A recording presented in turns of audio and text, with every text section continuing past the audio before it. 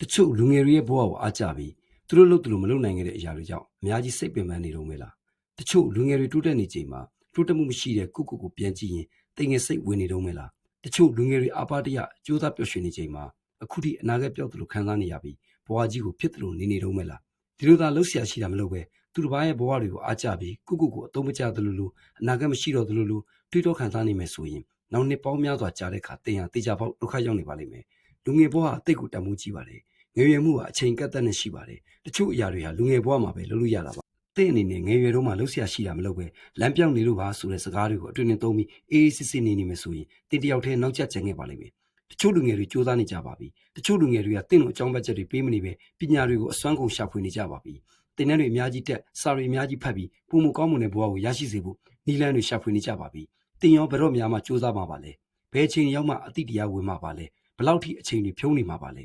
ငယ်ရွယ်မှုကဖျားပေးတဲ့ဆုလက်တစ်ခုပါကျွန်တော်တို့ဘဝဟာကျွန်တော်တို့အကောင်းဆုံးဖန်တီးဖို့ဆိုရင်အခုလိုငယ်ရွယ်နေတဲ့အချိန်ဟာအကောင်းဆုံးပါပဲဒါကြောင့်ငယ်ရွယ်ချိန်မှာအချိန်မဖြုံးပဲတစ်နေ့ထက်တစ်နေ့ပုံမတူတက်အောင်ကြိုးစားပါအခက်အခဲတွေဆိုတာတယောက်တည်းကြုံတွေ့နေရတာမဟုတ်တာမို့အဲ့ဒီအခက်အခဲတွေကိုနည်းနည်းလေးမှမမှုပဲရှေ့ဆက်သွားပါကျွန်တော်တို့လူငယ်တွေဆိုတာတစ်ချိန်ချိန်မှာမိဘတွေရဲ့အားကိုးဟာမိသားစုရဲ့အားထားရာဖြစ်လာမဲ့သူတွေမို့အခုကတည်းကလွယ်လေးနဲ့ပြိုလဲနေလို့မရပါဘူးတန်မာရပါမယ်ကြိုးစားရပါမယ်ရုန်းကန်နေရပါမယ်ဘလို့အနေထားမှာပဲဖြစ်ဖြစ်စူးစမ်းမှုတွေကိုရက်တန့်ပစ်လိုက်လို့မရပါဘူးဆက်သွားနေရပါမယ်စူးစမ်းနေရပါမယ်